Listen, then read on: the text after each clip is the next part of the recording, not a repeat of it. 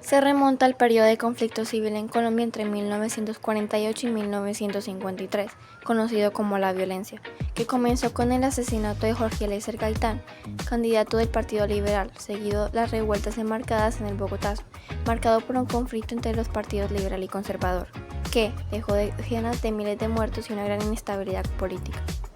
Como parte de la respuesta del Estado, se lanzó una serie de operaciones militares contra grupos campesinos organizados que buscaban autodefenderse. Orden del día para hoy domingo 19 de septiembre de 1965.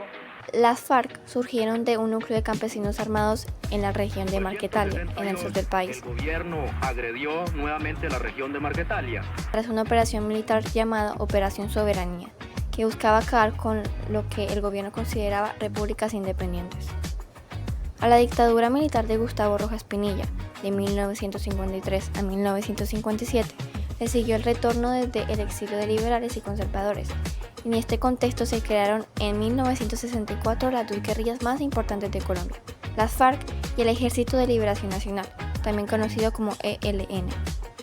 En el caso de las FARC, sus orígenes se encuentran en Tolima, una zona campesina que vio mucha violencia y el surgimiento de comunidades de autodefensa en aquellos años.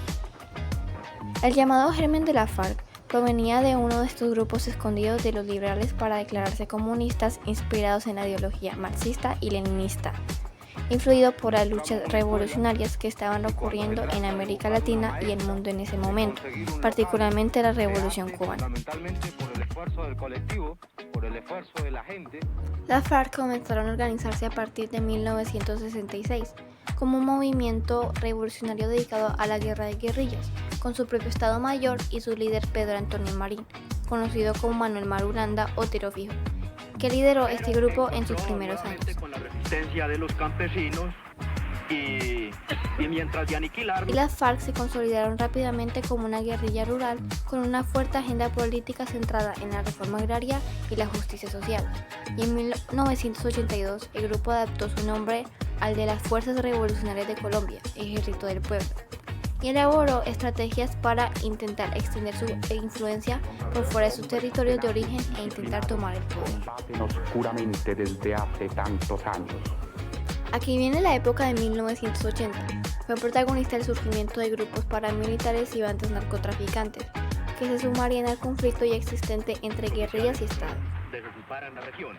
Persecución con un total de 16.000 hombres para... Durante el gobierno de Belisario Bentancur en Colombia se inició una era de acercamientos con la FARC conocido como Acuerdos de la Uribe, que llevan a la creación de la Unión Patriótica para la participación política de combatientes de la guerrilla.